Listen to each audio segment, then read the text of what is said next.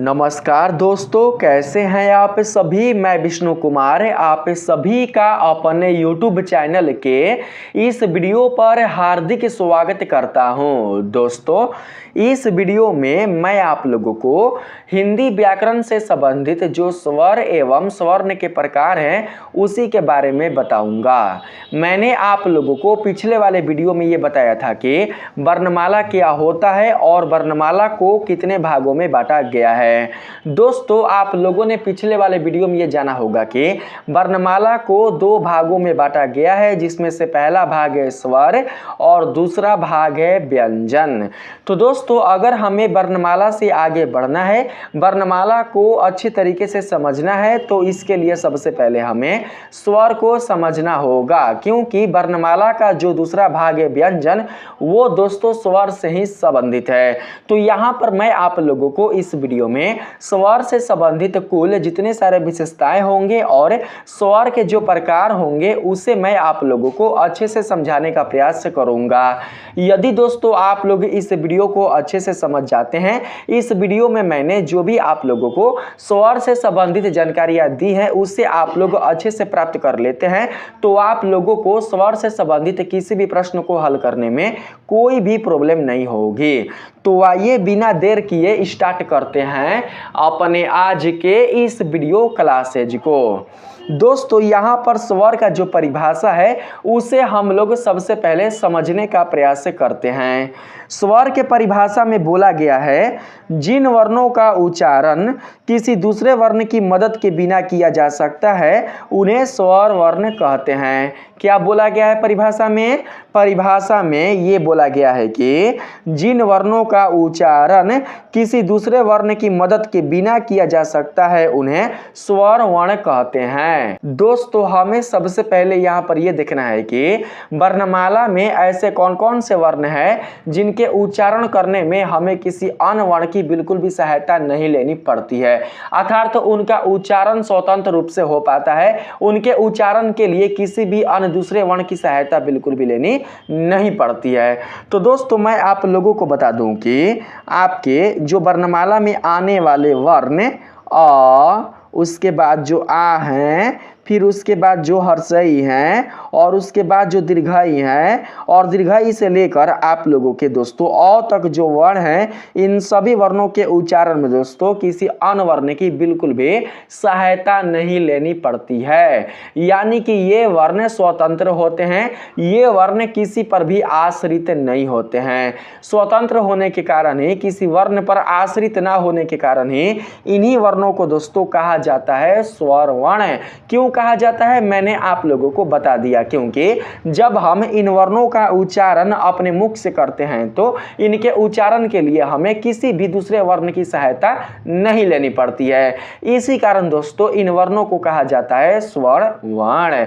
अगर हम यहाँ पर बात करें दोस्तों, अगर हम बात करें यहाँ पर क का, अगर हम बात करें यहाँ पर दोस्तों च का, अगर हम बात करें यहाँ पर प का, अगर हम बात करें यहाँ पर दोस्तों घ का, तो इन वर्णों के उच्चारण के लिए हमें दूसरे वर्ण की सहायता लेनी पड़ सकती है। जब तक दोस्तों हम लोग दूसरे वर्ण का अगर हम लोग यहाँ पर सहायता ना लें तो हम लोग इन वर्णों को बिल्कुल भी अच्छे से उच्चारण नहीं कर सकते हैं। कैसे नहीं कर सकते हैं मैं आप लोगों को अभी दिखाता हूँ, ठीक है। यानी कि अभी मैं आप लोगों को दोस्तों एग्जाम्पल के माध्यम से बताता हूं। दोस्तों, आप सभी जानते हैं कि जब हमें क को तोड़ते हैं तो क टूटता है किन किन वर्णों में? क टूटता है क, धन, अ वर्ण में, ठीक है। यानी कि क में शामिल है कौन सा स्वर वर्ण? क में शामिल है अ स्वर वर्ण। दोस्तों, कै में जब अ स्वर वर्ण दोस्तों ऐड होगा, उसमें संयुक्त होगा, तभी जाकर हम लोग कै को क्या बोलेंगे?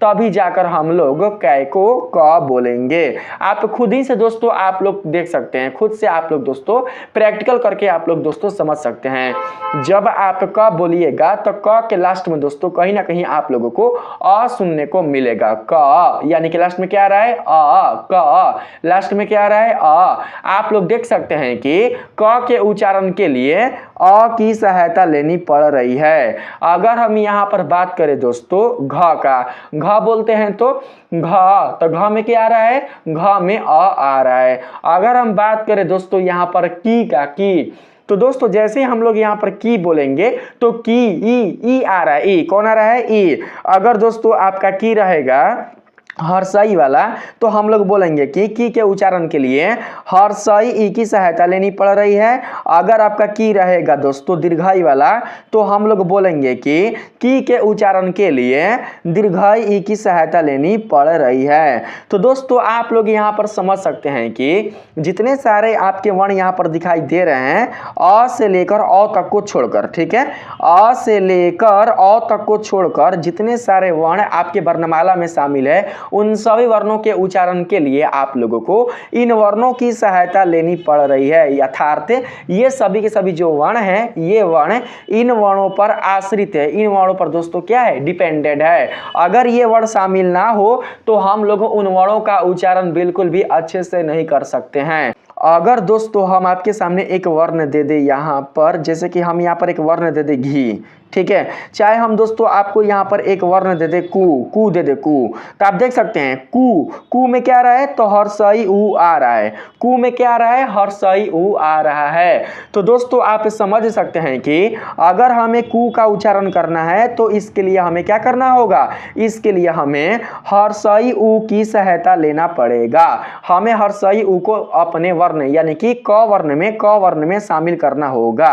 जब दोस्तों आप लोग कै, जो यहाँ पर कै है ना, कै, जब आप लोग कै में ऊ को शामिल कीजिएगा, हर्षई ऊ को शामिल कीजिएगा, तभी जाकर क्या बनेगा, तभी जाकर हर्षई कू बनेगा। बिना दोस्तों स्वर्ण वर्ण की सहायता से आप लोग किसी भी वर्ण का उच्चारण नहीं कर सकते हैं। किनको छोड़कर, तो स्वर्ण वर्ण को छोड़कर।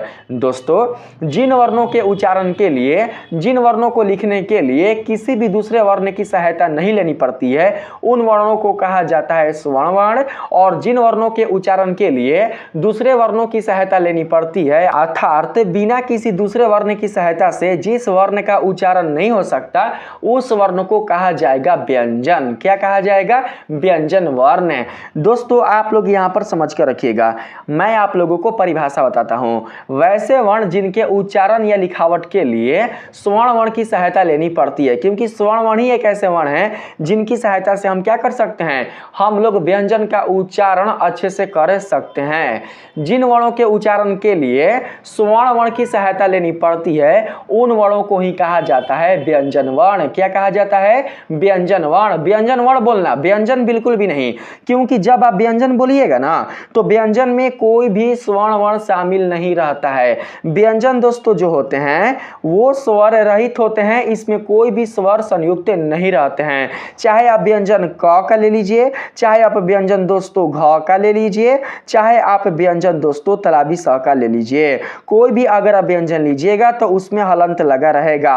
और हलंत आप लोगों को यह बताता है कि इसमें कोई भी स्वर संयुक्त नहीं है। जब दोस्तों आप लोग इसमें कोई भी अगर स्वर संयुक्त करते हैं तो दोस्तों ये अपने पूर्ण रूप में हो जाते हैं, अर्थात इनके पास एक मात्रा मिल जाती है जिसकी सहायता से आप क्या कर सकते हैं, आप लोग इसका पूर्ण रूप से उच्चारण कर सकते हैं। अगर हम घ में मात्रा दे दे किसका, ओ का, अगर हम घ में मात्रा दे दे ओ का तो दोस्तों क्या बन जाएगा, घ बन जाएगा घो। क्या बन जाएगा, घो। ठीक है, तो यहां पर ये जो घो है अब ये बन चुका है किस रूप में, घो बन चुका है स्वर्ण वर्ण नहीं व्यंजन वर्ण के रूप में। ठीक है, किस रूप में, व्यंजन वर्ण के रूप में। जब इसके ऊपर हलंत रहेगा तो किस रूप में रहेंगे ये दोस्तों रहेंगे केवल और केवल व्यंजन के रूप में। तो व्यंजन की बात हम लोग अगले वीडियो में करने वाले हैं। मैं केवल आप लोगों को इस वीडियो में बता दे रहा हूं कि जिन वर्णों का उच्चारण बिल्कुल भी स्वतंत्र रूप से नहीं हो पाता है, जिन वर्णों के उच्चारण के लिए या फिर उनके लिखावट के लिए किसी दूसरे वर्ण की सहायता लेनी पड़ती है, तो दोस्तों वैसे वर्णों को ही कहा जाता है व्यंजन वर्ण। ठीक है, यहां पर आप लोग दोस्तों समझने का प्रयास कीजिएगा स्वर्ण वर्ण को। यहां पर बोला गया है वे ध्वनियां जो बिना किसी अन्य वर्ण की सहायता से उच्चारित की जाती है उन्हें स्वर कहते हैं। और ये ध्वनियां कौन कौन सी है, ये ध्वनियां हैं आ, हर्षई, दीर्घई, ओ, दीर्घऊ, रे, ए, ऐ, ओ, औ आदि। अब हम लोग आगे इन्हीं वर्णों का क्या करेंगे, इन्हीं वर्णों का अध्ययन करेंगे, क्योंकि मैं इस वीडियो में आप लोगों को केवल और केवल स्वर्ण वर्ण के बारे में ही बताऊंगा। ठीक है, यहाँ पर बात करते हैं दोस्तों स्वर की विशेषताओं पर। स्वर की विशेषताओं में जो पहला विशेषता है, इसमें बोला गया है दोस्तों, ये स्वतः पूर्ण और स्पष्ट रूप से उच्चारित होते हैं। मैंने आप लोगों को बताया ना, ये वर्ण स्वतंत्र होते हैं, ये वर्ण किसी पर भी आश्रित नहीं होते हैं।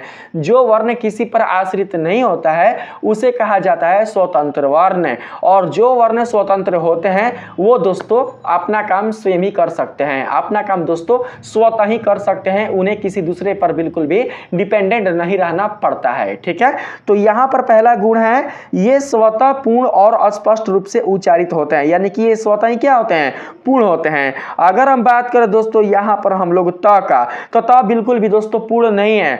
त में दोस्तों कहीं ना कहीं अ वर्ण शामिल है, तभी जाकर त क्या है, पूर्ण है। अगर अ वर्ण को निकाल दिया जाए तो त किस रूप में हो जाएगा, त दोस्तों तय के रूप में हो जाएगा। अगर यहाँ पर हम लोग फ में से अगर अ वर्ण को निकाल दें तो फ हो जाएगा किस रूप में, तो दोस्तों फ हो जाएगा फ के रूप में, ना कि फ के रूप में। तो दोस्तों आप लोग ये समझ कर रखिएगा कि जो व्यंजन वर्ण होते हैं वो बिल्कुल भी दोस्तों पूर्ण रूप में नहीं होते हैं। ठीक है, यहाँ पर बात करते हैं दूसरे नंबर में। ठीक है, दूसरे नंबर की जो विशेषता है उसमें बोला गया है दोस्तों, स्वर्ण वर्ण हिंदी भाषा के मूल आधार है। स्वर्ण वर्ण हिंदी भाषा के क्या है, मूल आधार है। क्यों है, क्योंकि दोस्तों स्वर्ण वर्ण की सहायता से ही अन्य वर्णों की पहचान मिलती है, अन्य वर्णों का उच्चारण स्पष्ट रूप से हो पाता है। अगर स्वर्ण वर्ण दोस्तों ना हो तो हम लोग बिना उनके उपस्थिति के कारण किसी भी वर्ण का उच्चारण स्वतंत्र रूप से अर्थात स्पष्ट रूप से नहीं कर सकते हैं।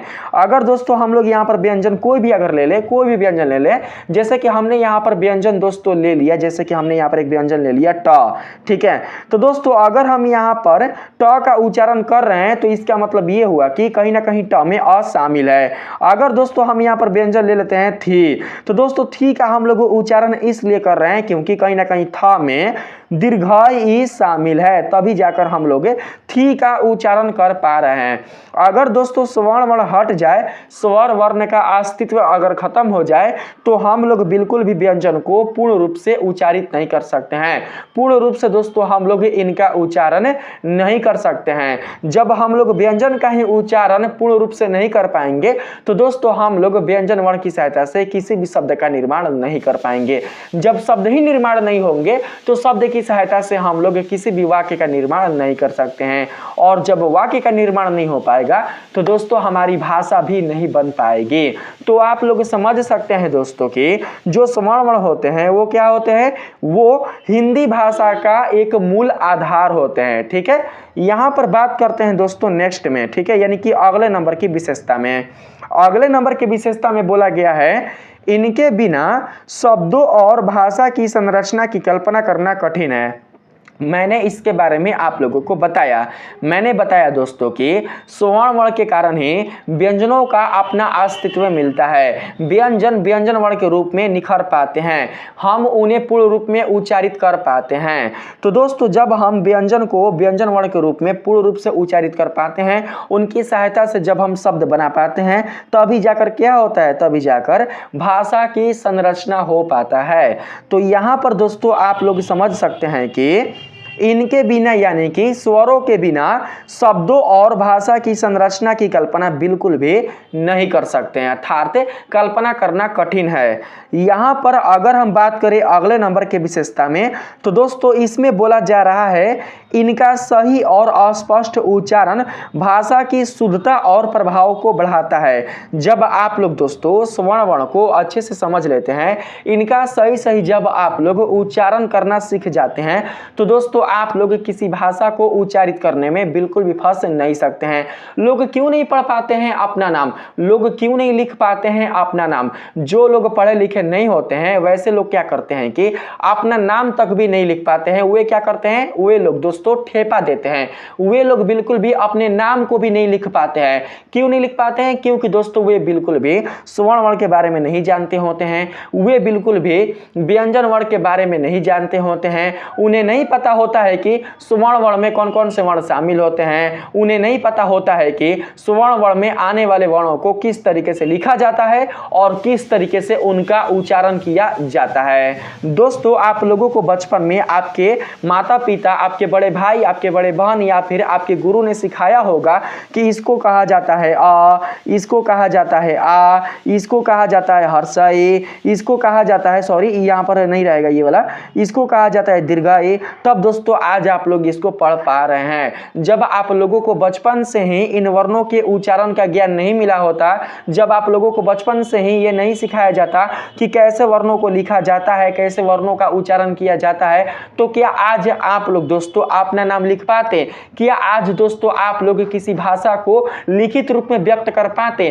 क्या आप लोग आज पढ़ पाते? दोस्तों, यदि आज आप लोग 8th क्लास में है या 9th क्लास में है या 11th या 12th में है, तो इसका मतलब ये हुआ कि आप लोग दोस्तों अपने हाथों से किसी शब्द को लिख पा रहे हैं, किसी वाक्य को लिख पा रहे हैं, किसी भी दोस्तों आप लोग भाषा को सुनकर, यानी कि जिस भाषा के बारे में आपकी जानकारी होगी, ठीक है, जिस भाषा के बारे में आपको जानकारी होगी उस भाषा को सुनकर, उस भाषा को दोस्तों आप लोग केवल क्या करके सुन करके आप लोग अगर लिख पाते हैं, तो इसका मेन कारण है कि आपने उस भाषा से संबंधित कुल जितने सारे वर्ण हैं उनका अध्ययन बचपन में ही कर लिया है। जिन बच्चों ने वर्णों का अध्ययन अच्छे से नहीं किया है बचपन की अवस्था में, वे क्या कर सकते हैं, वे हिंदी को अशुद्ध लिख सकते हैं। जिनकी हिंदी कमजोर होती है, जिनका हिंदी बिल्कुल भी अच्छा नहीं होता, जो अशुद्ध लिखते हैं, इसका मतलब ये हुआ कि उन्होंने व्याकरण का ज्ञान बिल्कुल भी अच्छे से नहीं लिया है, उन्होंने भाषा का ज्ञान बिल्कुल भी अच्छे से नहीं लिया है। ठीक है, अगर वे भाषा का ज्ञान अच्छे से लिए होते, उन्होंने अगर व्याकरण को अच्छे से समझा होता, तो दोस्तों उन्हें किसी भी वर्ण के उच्चारण में या फिर वर्ण को लिखने में कोई भी परेशानी नहीं होती। अगर आप लोग आज भी हिंदी को लिखने में गलती कर रहे हैं, तो दोस्तों आप लोग अपने व्याकरण पर अवश्य ध्यान दें, आप लोग अपने व्याकरण को अच्छे से सीखकर कंप्लीट कर लें, अन्यथा आगे चलकर प्रॉब्लम हो सकती है। बिना व्याकरण के आप लोग किसी भी भाषा का उच्चारण अच्छे से नहीं कर सकते हैं या फिर उस भाषा को अच्छे से नहीं लिख सकते हैं। यहां पर बात करते हैं दोस्तों हम लोग आगे। ठीक है, मुझे उम्मीद है कि आप लोग समझ पा रहे हैं। अगला दोस्तों जो यहाँ पर नंबर है, इसमें बोला गया है भाषा में स्वर्ण वर्ण का उपयोग शब्द बनाने, वाक्य संरचना और उच्चारण को सरल व प्रभावशाली बनाने के लिए होता है, जिसकी जानकारी मैंने आप लोगों को दे दिया है। इसके बारे में मैं बिल्कुल भी ज्यादा बातें नहीं करूंगा। ठीक है, यहाँ पर बात करते हैं आगे। अगले नंबर में बोला गया है स्वर वर्ण की ध्वनि स्वच्छ, मधुर और सुगम होती है। स्वर वर्ण की जो ध्वनि होती है वो स्वच्छ होती है, मधुर होती है और सुगम यानी कि बहुत ही सरल होती है। दोस्तों यहाँ पर अगर हम कोई भी स्वर वर्ण लिखें, कोई भी अगर हम यहाँ पर स्वर वर्ण लिखें, तो दोस्तों आप देख सकते हैं कि उसका लिखना काफी दोस्तों सुगम होगा, यानी कि काफी आसान होगा। अ बहुत ही आसान तरीके से लिखा गया, दीर्घई बहुत ही आसान तरीके से लिखा गया, औ बहुत ही आसान तरीके से लिखा गया, एकले ए बहुत ही आसान तरीके से लिखा गया, डोले आए बहुत ही आसान तरीके से लिखा गया, अन बहुत ही आसान तरीके से लिखा गया। हालांकि अन और अ को स्वर्ण वर्ण के अंतर्गत नहीं रखा जाता है, लेकिन अन और अ भी क्या होते हैं, अन और अ भी एक प्रकार के दोस्तों स्वर्ण वर्ण ही होते हैं, क्योंकि इनके उच्चारण के लिए किसी भी अन्य दूसरे वर्ण पर सहायता बिल्कुल भी क्योंकि इनके उच्चारण के लिए अन्य दूसरे वर्णों पर बिल्कुल भी आश्रित नहीं होना पड़ता है। ठीक है, यहाँ पर दोस्तों आप लोग समझ सकते हैं कि स्वर वर्णों की ध्वनि स्वच्छ होती है। ठीक है दोस्तों, आप लोग कभी भी किसी को गाते हुए देखे होंगे तो वे क्या करते हैं कि अपने सुर को ठीक करने के लिए, अपने कंठ को ठीक करने के लिए, अपने लय को लयबद्ध करने के लिए वो शुरू में क्या करते हैं, शुरू में अ की मात्रा का उच्चारण करते हैं। आ करते हैं ना, आ, यानी इससे क्या होता है, इससे जो गले का लय है वो दोस्तों काफी अच्छा हो पाता है। ठीक है, तो आप लोग यह समझ कर रखिएगा कि जो स्वर्ण वर्ण होते हैं वो काफी दोस्तों अच्छे, मधुर और सुगम होते हैं, इनकी ध्वनि काफी दोस्तों अच्छी होती है। ठीक है, यहां पर बात करते हैं हम लोग अगले नंबर में। इसमें बोला गया है इनका उच्चारण करते समय मुख खुला रहता है। इनका जब आप उच्चारण कीजिएगा, जब भी दोस्तों आप लोग किसी भी स्वर्ण वर्ण का उच्चारण कीजिएगा तो उच्चारण करते समय आपका मुख खुला रहेगा।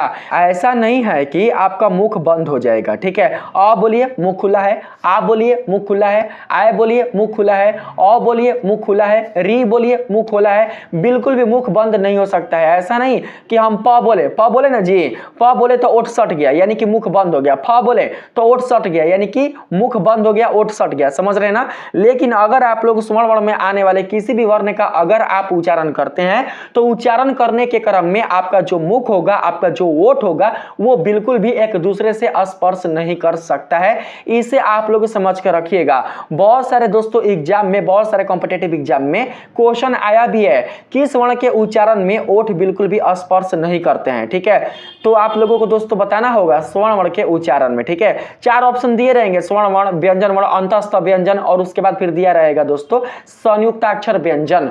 तो आप लोगों को बताना होगा कि इन 4 ऑप्शन में से कौन सा राइट ऑप्शन होगा। तो समझिएगा, सीखिएगा, इसके बारे में जानिएगा, तभी तो आप लोग दोस्तों इससे संबंधित प्रश्नों का जवाब दे पाइएगा। जब आपको पता ही नहीं होगा इसके बारे में तो आप लोग इसका जवाब भी बिल्कुल भी नहीं दे सकते हैं। ठीक है, यहां पर बात करते हैं आगे। देखिए यहां पर बोला गया है हिंदी में स्वर का उच्चारण बिना रुके लगातार होता है।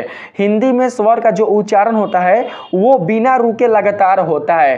क बोलिए अ आया, ख बोलिए अ आया। यहां पर अगर आप किसमिस बोलिए किसमिस, की में ई आ रहा है, स में आ रहा है, मी में फिर हर्षा ई आ रहा है, फिर स में फिर आ रहा है, यानी कि लगातार दोस्तों स्वर्ण वर्णों का जो उच्चारण है वो होते रहता है। ठीक है, व्यंजन वर्णों में ही स्वर्ण वर्ण छिपे रहते हैं और उसी में छिपकर दोस्तों वे अपने स्वरूप को प्रकट करते रहते हैं और आपको पता भी नहीं चलता है। ये दोस्तों लुप्त रूप में रहकर भी अपने स्वरूप को प्रकट करते रहते हैं। इसीलिए यहां पर बोला गया है हिंदी में स्वर का उच्चारण बिना रुके लगातार होते रहता है। आपका जो भी नाम होगा उस नाम में कहीं ना कहीं दोस्तों स्वर आया होगा, यानी स्वर्ण वर्ण दोस्तों आए होंगे। जैसे कि मेरा नाम है विष्णु, तो विष्णु में क्या है, विष्णु में उ यानी कि हर्षई उ आया हुआ है। तो दोस्तों आप समझ सकते हैं कि इसमें भी क्या है, इसमें भी जो स्वर्ण वर्ण है वो आ रहे हैं। कोई भी आप नाम ले लीजिए उसमें स्वर्ण वर्ण आएगा ही, क्योंकि बिना स्वर्ण वर्ण के दोस्तों आप लोग किसी भी वर्ण का, किसी भी भाषा का आप लोग उच्चारण नहीं कर सकते हैं।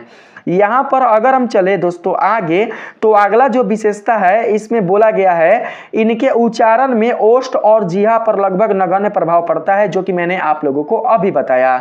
स्वरों के उच्चारण करते समय, स्वरों का उच्चारण करते समय दोस्तों हमारे ओठ बिल्कुल भी दोस्तों सटते नहीं है। इसीलिए यहां पर बोला गया है ओष्ठ यानी कि ओठ, जिह्वा यानी कि जीभ पर लगभग नगण्य प्रभाव पड़ता है, या फिर बोल सकते हैं कि ना के बराबर प्रभाव पड़ता है। ठीक है, यहां पर दोस्तों अगला जो है अन और अ, इसमें बोला गया है ये पारंपरिक हिंदी में स्वर है। मैंने अभी आप लोगों को बताया अन और अह को भी स्वर वर्ण ही कहा जाता है, लेकिन हिंदी व्याकरण के अनुसार उन्हें अयोगवाह के अंतर्गत रखा जाता है।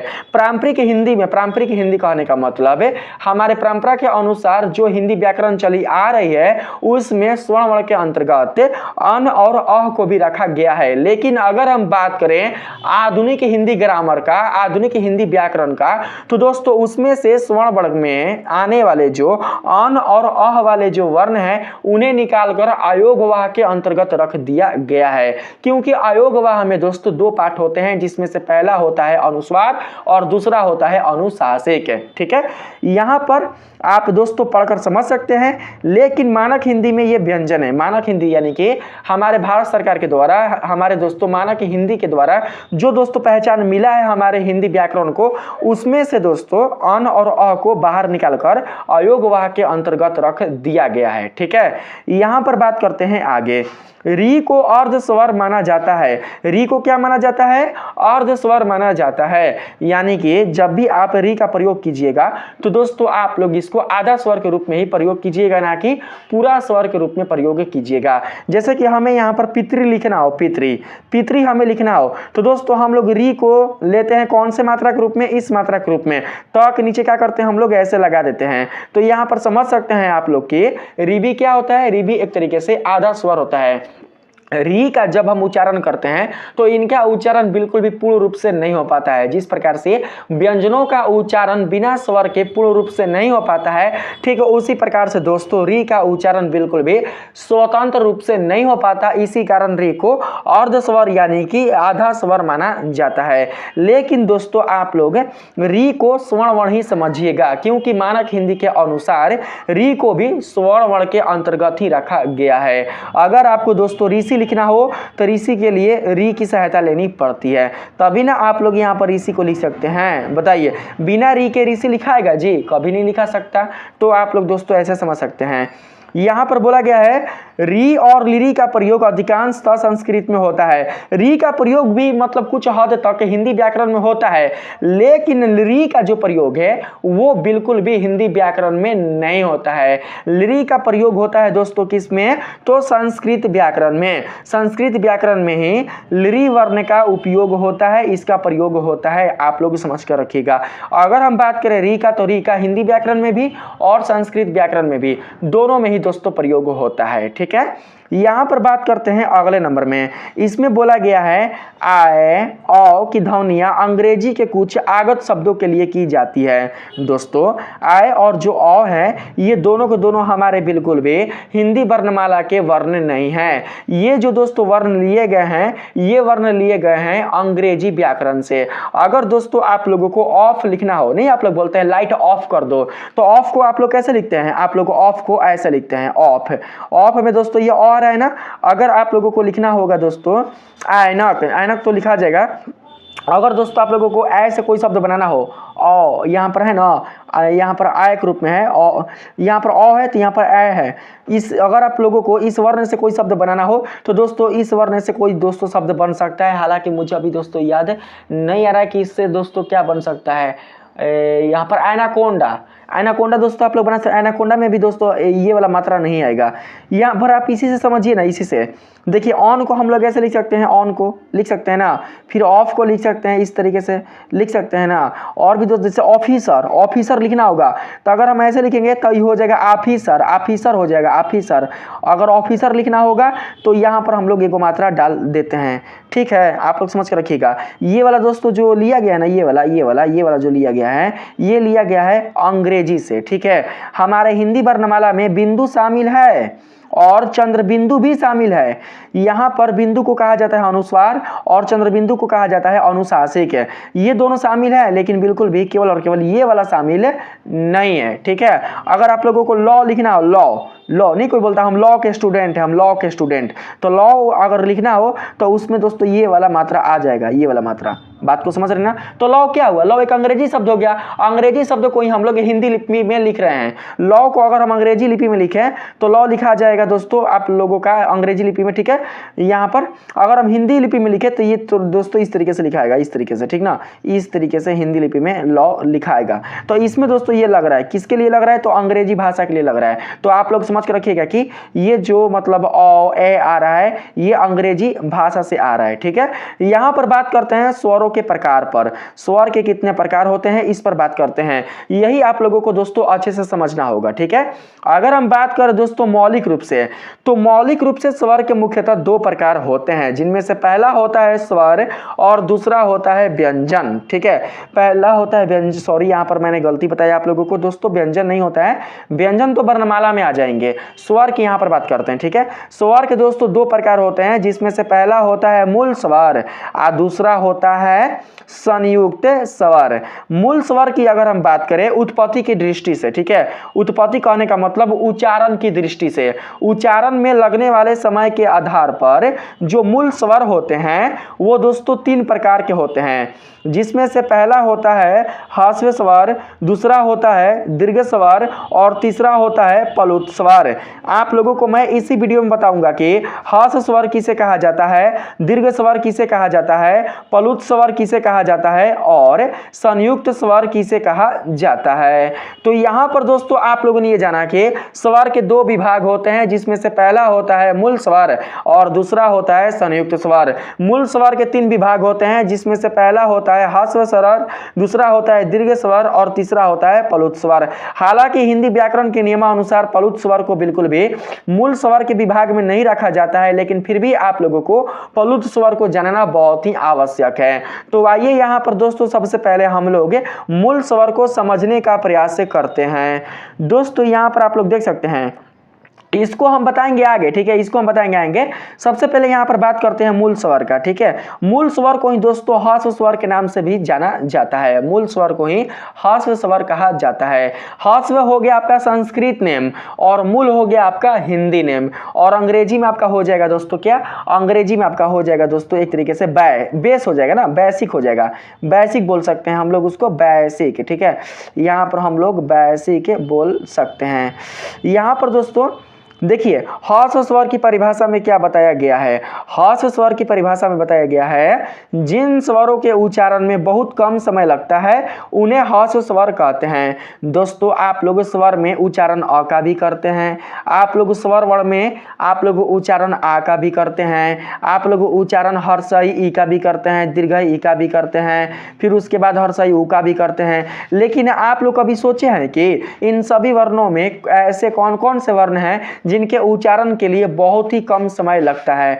दोस्तों जिन वर्णों के उच्चारण में बहुत ही कम समय लगता है उन्हीं वर्णों को कहा जाता है ह्रस्व स्वर। जिनमें बिल्कुल भी दोस्तों बहुत मात्रा नहीं होती, बहुत ही कम मात्रा होती है, जिन वर्णों में बहुत ही कम मात्रा होती है, केवल एक मात्रा होती है, यानी कि आप समझ सकते हैं कि जिन स्वर्ण वर्णों के उच्चारण में बिल्कुल भी दोस्तों ज्यादा समय नहीं लगता, उनके मात्रा को दोस्तों बोलने में ज्यादा समय नहीं लेना पड़ता, तो उन्हीं वर्णों को, उन्हीं स्वर्ण वर्णों को कहा जाता है ह्रस्व स्वर।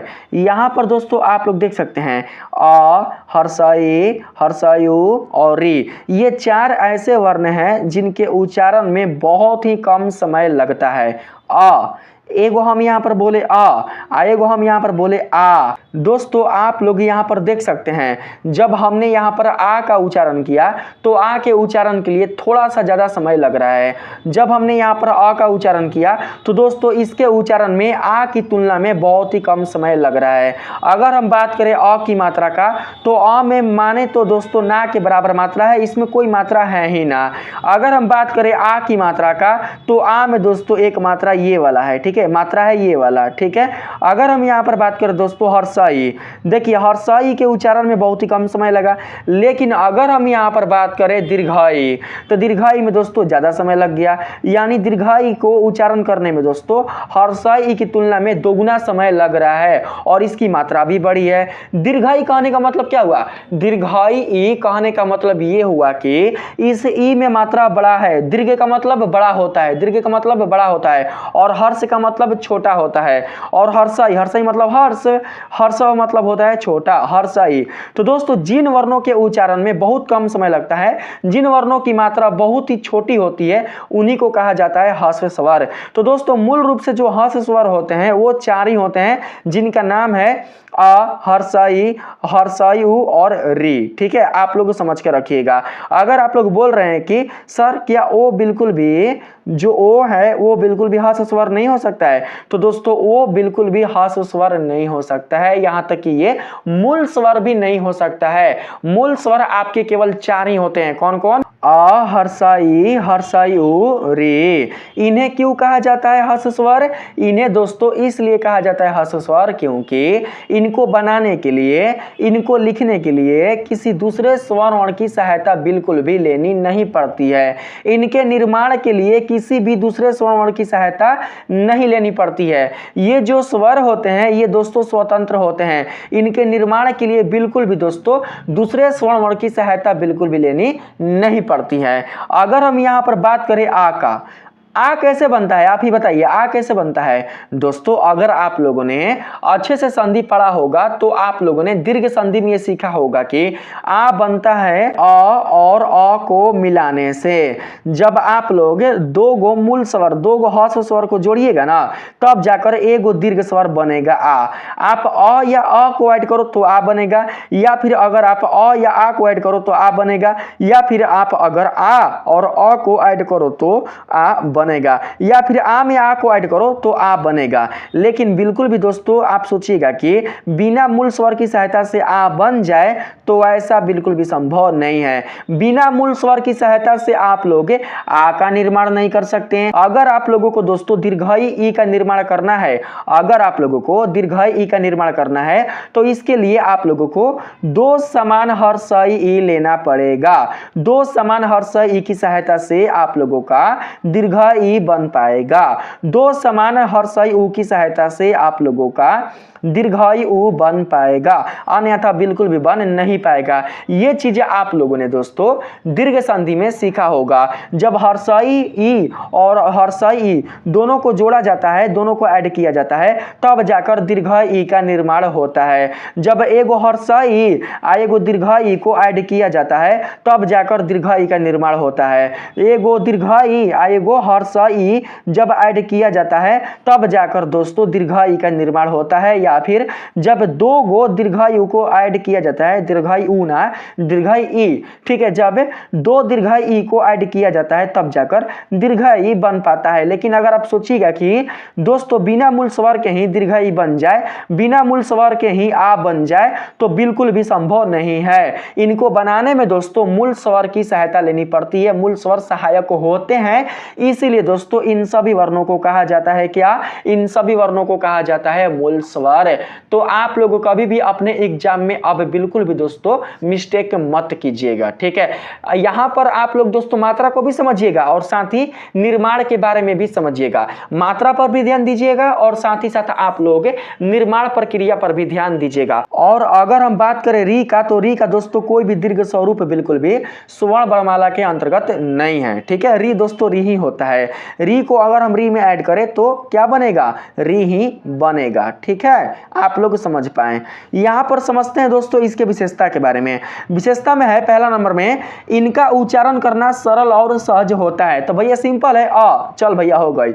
हर्षई चलो हो गया, लिखने में भी सरल, बोलने में भी सरल। ऊ यानी कि हर्षई ऊ, देखिए अगर आप हर्षई ऊ ना भी बोलते हैं, केवल ऊ बोलते हैं तो दोस्तों चलेगा। लेकिन जब आप दीर्घाई ऊ लिख रहे हैं तो इसके लिए आप लोगों को दीर्घाई ऊ बोलना पड़ेगा, ठीक है। अब किसी शब्द के लिए नहीं बोल रहे हम, जैसे कि किसी शब्द में दोस्तों, जैसे कि यहाँ पर मान के चलते हैं, यहाँ पर जैसे कि मान कर चलते हैं दोस्तों, कुल आ गया कुल, तो ऐसा नहीं बोलेंगे कि क दीर्घाई ऊ अला कुल, ऐसे नहीं बोलेंगे, इसमें आप नहीं बोल सकते हैं, ठीक है। लेकिन अगर अकेले रहेगा ना, अकेले अगर रहेगा तो हम इसको दीर्घाई ऊ ही बोलेंगे। अगर अकेले ये रहेगा तो आप हर्षई ऊ भी बोल सकते हैं या फिर केवल ऊ भी बोल सकते हैं, ठीक है। यहाँ पर आपने समझा कि इनका उच्चारण करना काफी सरल और सहज होता है। अगला विशेषता है हर्ष स्वरों का प्रयोग छोटे और हल्के शब्द बनाने में होता है। जैसे देख सकते हैं आप लोग यहाँ पर, जैसे अ से बना हुआ है अदरक असल, ई से बना है इधर इत्र, उ से बना है उदय उपवन, और री से बना है ऋतु ऋषि, ठीक है। इस तरीके से दोस्तों आप लोग अच्छे से समझ सकते हैं। मैं आप लोगों को बहुत ही गहराई में ले जाकर समझा रहा हूं ताकि आप लोगों को आगे जाकर बिल्कुल भी हिंदी वर्णमाला को पढ़ना ना पड़े, ठीक है। इसलिए अच्छे से आप लोग समझ लीजिए। यहाँ पर दोस्तों अगला जो विशेषता है इसमें बोला गया है इन स्वरों से बने शब्द गे और लयबद्ध होते हैं। यानी कि जब आप लोग किसी भी संगीत को गाते हैं तो संगीत को गाने में दोस्तों मूल स्वर क्या होते हैं, मूल स्वर सहायक होते हैं, क्योंकि इन स्वरों की सहायता से आप लोगों का जो लय होता है वो काफी दोस्तों अच्छा हो पाता है, यानी कि बहुत ही लयबद्ध हो पाता है, जो कविता और गीतों में सुंदरता बढ़ाते हैं। कविता और गीतों में क्या करते हैं, सुंदरता बढ़ाते हैं, यानी कविता और गीतों के लिए काफी वो आकर्षक प्रक्रिया का जो स्वरूप है उसे दोस्तों प्रदर्शित करते हैं। कौन, जो हर्ष स्वर हैं वो, ठीक है। यहाँ पर अगले नंबर में बोला गया है ह्रस्व स्वर अपनी अल्प मात्रा और तेज उच्चारण के कारण हिंदी भाषा में महत्वपूर्ण भूमिका निभाते हैं। ह्रस्व स्वरों की मात्रा काफी अल्प होती है, यानी बहुत ही नगण्य होती है, बहुत ही कम होती है, और साथ ही इनके उच्चारण बहुत ही आप तेजी से क्या कर सकते हैं, इनका उच्चारण आप कर सकते हैं। ठीक है, जो भी मूल स्वर होते हैं उनका उच्चारण आप लोग तेजी से कर सकते हैं। जिन वर्णों के उच्चारण करने में कम समय लगता है तो भैया आप लोग उन वर्णों का उच्चारण भी तेजी से कर सकते हैं। जिन वर्णों के उच्चारण में बहुत ही ज्यादा समय लगता है तो दोस्तों उनके उच्चारण करने में आप लोगों को ज्यादा समय भी लग सकता है। ठीक है, यहां पर अगला नंबर में बोला गया है ह्रस्व स्वरों में मात्राएं कम होती है जिससे ये छोटे शब्दों में उपयोगी होते हैं। जैसे मैंने आप लोगों को यहाँ पर अदरक, असल, इधर, इत्र, उपवन, मैंने आप लोगों को ये सारे शब्द का एग्जाम्पल देकर मैंने आप लोगों को समझाया। ठीक है, अगला नंबर में बोला गया दोस्तों यहाँ पर इन्हें ही लघु या मूल स्वर कहा जाता है। ह्रस्व स्वर को ही क्या कहा जाता है, ह्रस्व स्वर को ही लघु या मूल स्वर कहा जाता है। ठीक है, अगर ह्रस्व स्वर ना होकर अगर आपके दोस्तों एग्जाम में मूल स्वर आ जाए तो आप लोग समझिएगा कि क्वेश्चन ह्रस्व स्वर से ही आया है। मूल स्वर ना दोस्तों होकर अगर लघु स्वर रहे तो आप लोग समझिएगा कि क्वेश्चन मूल स्वर या फिर ह्रस्व स्वर से ही आया है। ठीक है, यहाँ पर लास्ट जो दोस्तों यहाँ पर विशेषता है इसमें बोला गया है इनका वर्ण विच्छेदन नहीं किया जा सकता है। देखिए, आ का वर्ण विच्छेदन किया जा सकता है। आ का वर्ण विच्छेदन होगा अधन अ के रूप में। दीर्घ ई का वर्ण विच्छेदन होगा हर्षई ए और हर्षई ई के रूप में, या फिर हर्षई आ दीर्घ ई के रूप में। लेकिन अगर हम आपसे बोलें कि आप हर्षई ई का वर्ण विच्छेदन कीजिए, कर सकते हैं। अगर हम आपसे बोले कि अ का वर्ण विच्छेदन कीजिए, कर सकते हैं। अगर हम आपसे बोलें कि यहां पर उ का वर्ण विच्छेदन कीजिए, कर सकते हैं। नहीं कर सकते हैं क्योंकि ये टूट ही नहीं सकते हैं, इनका बिल्कुल भी विच्छेदन हो ही नहीं सकता क्योंकि ये दोस्तों किसी अन्य वर्णों की सहायता से बने ही नहीं है, इसलिए इनका विच्छेदन भी बिल्कुल भी हो नहीं सकता है। तो यहां पर मैंने आप लोगों को ह्रस्व स्वर से संबंधित कुल जितनी सारी जानकारियां हैं वो मैंने आप लोगों को दे दिया। अब यहां पर बात करते हैं दीर्घ स्वर का। अगर जिन बच्चों ने ह्रस्व स्वर को अच्छे से समझा होगा उन्हें दीर्घ स्वर को समझने में कोई भी प्रॉब्लम नहीं होगी।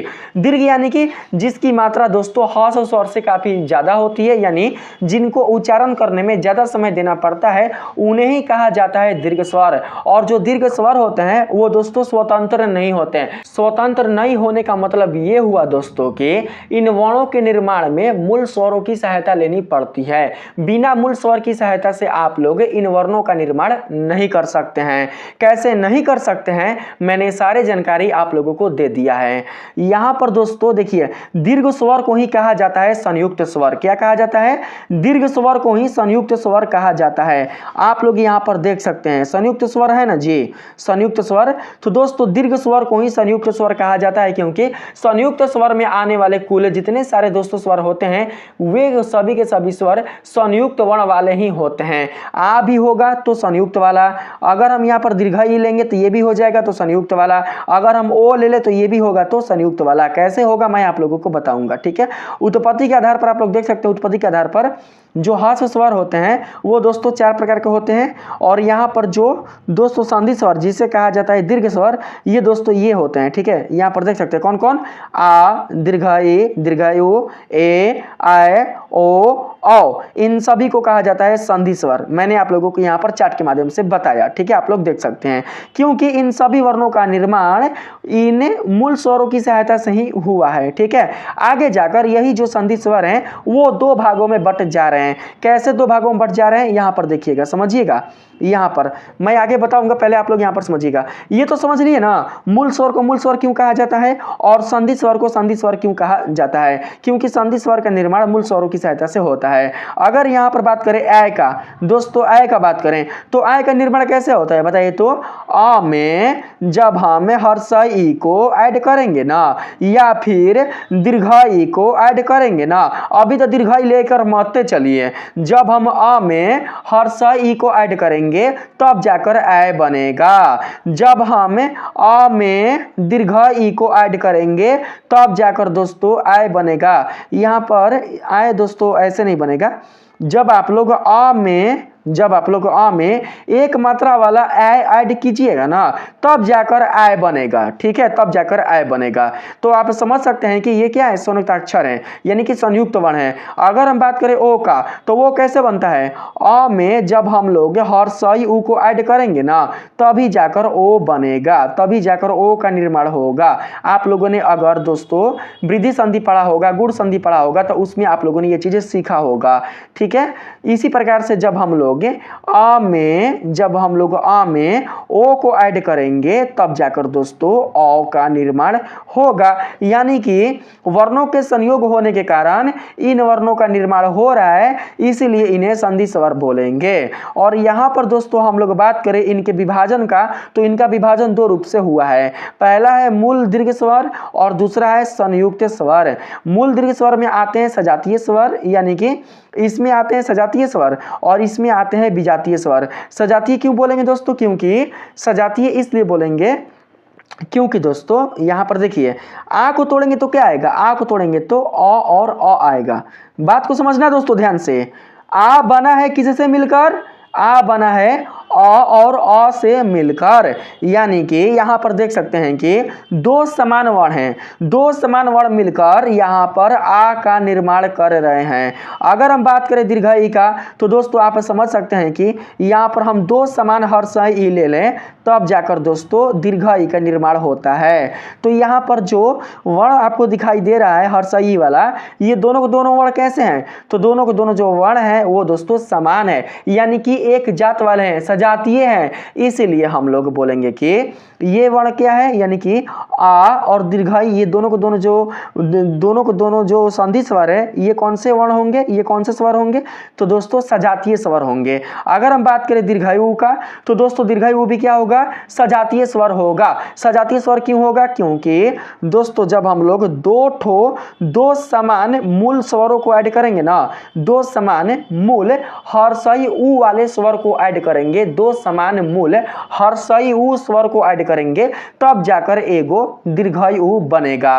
तो आप लोग समझ सकते हैं दोस्तों कि इसमें भी दो समान स्वर आए हैं, इसलिए दीर्घई उ क्या हो जाएगा, आपका सजातीय स्वर हो जाएगा। अगर हम बात करें यहाँ पर ए का, तो दोस्तों ए के अगर हम विभाजन पर बात करें, तो आप समझ सकते हैं कि ए का विभाजन होता है अधान हर्षई ई के रूप में। जब हम अ में हर्षई ई को ऐड करेंगे, तब जाकर ए बनता है, ए बनता है, ठीक है, ये बनता है दोस्तों, ठीक है।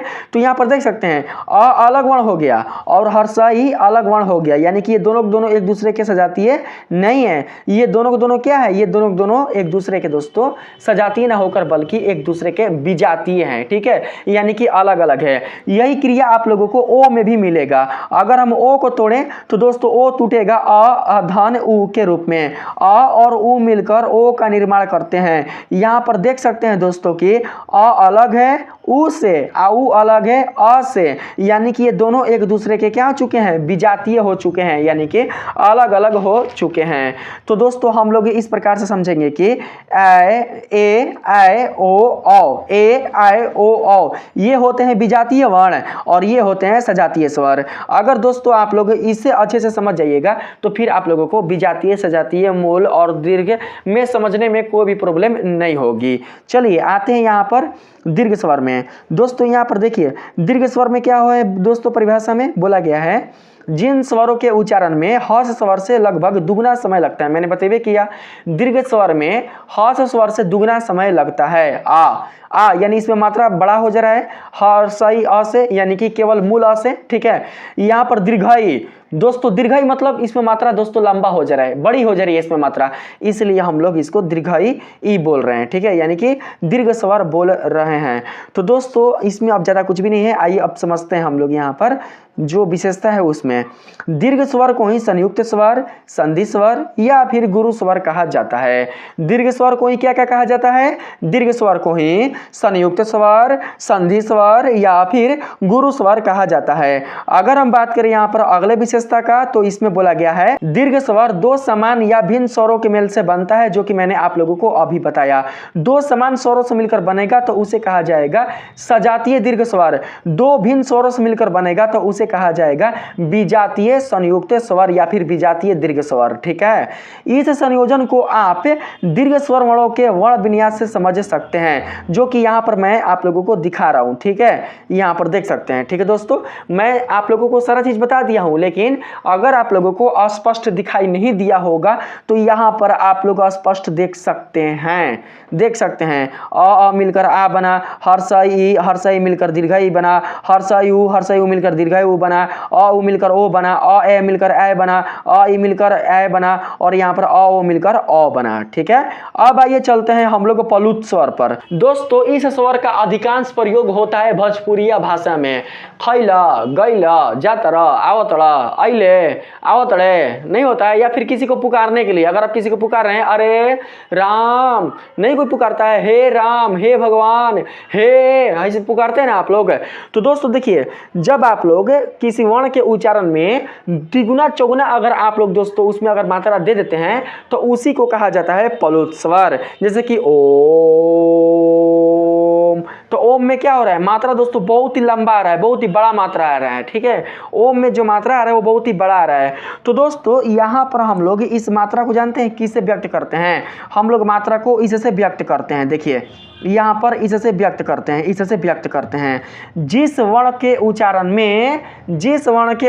में दोस्तों हर्ष स्वर और दीर्घ स्वर की तुलना में ज्यादा समय लगता है, जिस वर्ण के उच्चारण में हर्ष स्वर और दीर्घ स्वर की तुलना में ज्यादा समय लगता है, उस वर्ण को ही कहा जाता है पलुत स्वर। क्या कहा जाता है, पलुत स्वर। और पलुत स्वर का दोस्तों चिन्ह होता है ये वाला खैला, तो खैला में दोस्तों ये वाला वर्ण लग जाएगा। यानी कि किसी को दूर से पुकारने के लिए, किसी का संबोधन करने के लिए, किसी को दोस्तों बुलाने के लिए इस वर्ण का इस चिन्ह का प्रयोग किया जाता है, या फिर बोल सकते हैं हम लोग इस वर्ण का प्रयोग किया जाता है। ठीक है, देख सकते हैं जिन स्वरों के उच्चारण में दीर्घ स्वर से भी अधिक समय लगता है, यानी कि हर्ष स्वर की तुलना में तिगुना समय लगता है, क्योंकि हर्ष स्वर से दोगुना समय लगता है दीर्घ स्वर में, और दीर्घ स्वर से दोस्तों दोगुना समय लगता है पलुत स्वर में, यानी कि हर्ष स्वर की तुलना में तिगुना समय लगता है किसमें, तो पलुत स्वर में। ठीक है, ओम राम, राम नहीं है राम, मोहना, यहां पर देख सकते हैं, यानी कि इसमें जो मात्रा है वो क्या हो जा रहा है, ये जो मात्रा है वो काफी बड़ा हो जा रहा है। ठीक है, तो इस प्रकार से आपने पलुत स्वर को भी अच्छे से समझ लिया।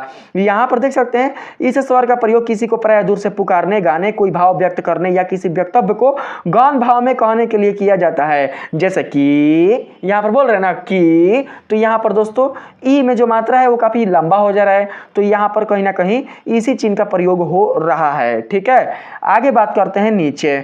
इसमें बोला गया है दोस्तों विशेष हिंदी में पलुत स्वर का प्रयोग अब बिल्कुल बंद हो गया है, इसका प्रयोग अब केवल संस्कृत भाषा में होता है। संस्कृत भाषा में खासकर या फिर भोजपुरी भाषा में खासकर इस संकेत का, इस वर्ण का प्रयोग होता है, लेकिन बिल्कुल भी हिंदी वर्णमाला में या फिर किसी अन्य भाषा में इस वर्ण का जो प्रयोग है वो नहीं होता है। ठीक है, यहाँ पर दोस्तों इसे कहा जाता है, इन्हें दोस्तों कहा जाता है त्रिमात्रिक स्वर। देखिए हर्ष स्वर को कहा जाता है एकमात्रिक स्वर, बात को समझिएगा, हर्ष स्वर को कहा जाता है एकमात्रिक स्वर, दीर्घ स्वर को कहा जाता है द्विमात्रिक स्वर, और पलुत स्वर को कहा जाता है त्रिमात्रिक स्वर। हर्ष स्वर को एकमात्रिक स्वर इसलिए कहा जाता है क्योंकि इसके उच्चारण में दोस्तों एक गुना समय लगता है। अगर हम बात करें दीर्घ स्वर का, तो दोस्तों दीर्घ स्वर के उच्चारण में दोगुना समय लगता है, इसलिए ये कहलाते हैं द्विमात्रिक स्वर। और बात करें पलुत स्वर का, तो पलुत स्वर के उच्चारण में तिगुना समय लगता है, इसलिए इसे कहा जाता है त्रिमात्रिक स्वर। अब बात करते हैं नोट में। नोट में कहा गया है जब किसी भाषा को उसकी लिपि में न लिखकर किसी अन्य लिपि में लिखा जाता है तो उसके सिर्फ स्वर और व्यंजन बदलते हैं, उसका अर्थ वही रहता है। जैसा कि एग्जाम्पल में दोस्तों आप लोग देख सकते हैं, मैंने एक भाषा में दोस्तों यहाँ पर वाक्य लिखा, मैं कल शिमला से आ गया, मैं कल शिमला से आ गया। तो दोस्तों यहाँ पर जो आप ये वाक्य देख रहे हैं ना, मैं कल शिमला से आ गया, इस वाक्य को लिखा गया है देवनागरी लिपि में। लेकिन जब इसी भाषा को अंग्रेजी भाषा में लिखा गया, यानी कि जब रोमन लिपि में लिखा गया, तो दोस्तों इसमें भी देख सकते हैं कि जो अर्थ है वो बदला हुआ नहीं है। इसमें दोस्तों अर्थ है मैं कल शिमला से आ गया, मैं कल शिमला से आ गया। और यही अर्थ दोस्तों अंग्रेजी में भी व्यक्त हो रहा है, मैं कल शिमला से आ गया। अर्थ वही है, लेकिन जो दोस्तों यहाँ पर स्वर और व्यंजन है वो बदल गए हैं, और साथ ही जो लिपि है वो भी बदल गया है। भैया जब स्वर और व्यंजन ही बदल गए तो लिपियां ना बदलेगा? लिपि का बदलाव स्वर और व्यंजन के कारण ही ना होता है, बताइए। तो दोस्तों इस प्रकार से मैंने इस वीडियो में आप लोगों को स्वर्ण वर्ण के बारे में बिल्कुल अच्छे तरीके से बता दिया है। अगर किसी भी अभ्यर्थी को स्वर्ण वर्ण से संबंधित किसी भी टॉपिक में कोई भी प्रॉब्लम होगी तो आप लोग मेरे इस वीडियो के कमेंट सेक्शन में कमेंट करके पूछ सकते हैं। दोस्तों वीडियो अगर पसंद आया हो तो वीडियो को एक लाइक जरूर से कीजिएगा। चैनल पर नए हो तो चैनल को सब्सक्राइब करना बिल्कुल भी नहीं भूलिएगा, और इसके साथ ही आप लोग इसे ज्यादा से ज्यादा मात्रा में शेयर जरूर से कीजिएगा। मिलते हैं फिर से एक नए वीडियो के साथ, तब तक के लिए धन्यवाद।